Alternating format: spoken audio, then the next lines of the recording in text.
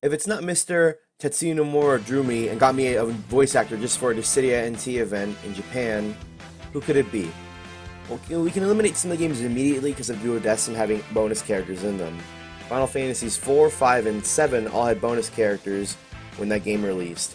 Kain, Gilgamesh, and Tifa. So those characters are coming down the line eventually. Well, Kain's already in the game, but Tifa and Gilgamesh will eventually come in Dissidia NT because they want to bring everybody back from Duodecim in some way, shape, or form. So we can look towards Final Fantasies 1, 2, 3, and 6 to be our possible contenders for a new DLC character. Final Fantasy 1 doesn't really have any established male characters outside of Citadel Lufane, who is the narrator and kind of like creator of the Duodecim world in a way. He opened the Rift.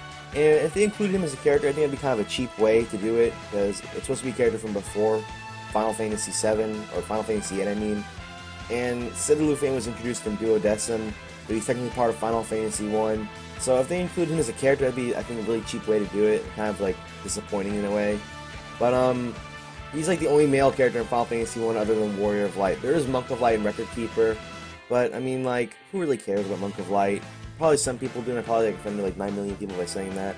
But honestly, there's really nobody else that's male in Final Fantasy 1. If it was a Final Fantasy 3 character, it would very obviously be Lunith. Lunith is the protagonist of the DS remake, and that's probably why he would be the one over like Arc and whatnot, because he's the protagonist and he still isn't appeared in Dissidia. He's in Brave Exvius and he's in Record Keeper and he's in all these other games, but he's still not in Dissidia because at the time of Dissidia Duodecim's release, or Dissidia's release in the PSP, I believe they hadn't actually made a protagonist for Final Fantasy 3. I don't think the DS remake was out by that time, or if it was, I guess it was too late for them to put Lunith in the game. So I just went with the Onion Knight from Final Fantasy 3 because that was like the starting job or whatever. So it'd be kind of right to have Lunith be put into Dissidia NT to represent Final Fantasy 3 because he's the actual protagonist of that game, and Onion Knight is not. We're talking about the original version, but at that point, Onion Knight's not really even a character, he's just indeed named, and they turned out to be an Onion Knight. Because back in those days, you know, there was no protagonist in those older games. The only protagonist at that point was like Furion in Final Fantasy 2, and that was it.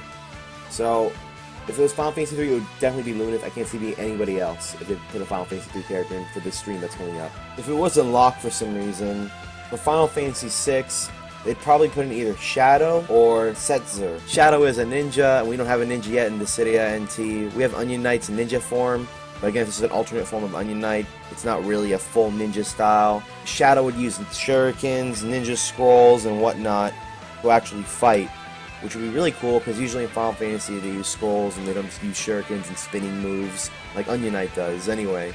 So it'd be really cool to see a ninja in the more classic style of Final Fantasy. Also, they could include his dog. I like dogs. Who doesn't like dogs? We all like dogs.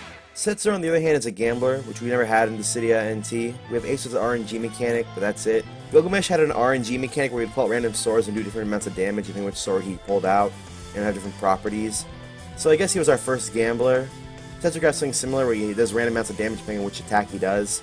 And I would like to see how it would work out. Would he do lots of damage? Would he do a little bit of damage? He uses thrown weapons in Dissidia Opera Omnia, so he'd probably be a ranged marksman character. But again, an RNG character would be pretty cool if they balanced it right. Gilgamesh wasn't OP, he was balanced right. A lot of his weapons would either do no damage, or just like increase some property about him, or the arena itself, with like the EX absorption or whatever the hell it was called. So I could see Setzer doing something similar where he like put debuffs and buffs depending on which attack he does, rather than just straight up being, this attack is going to break you in one hit, this attack will do literally nothing.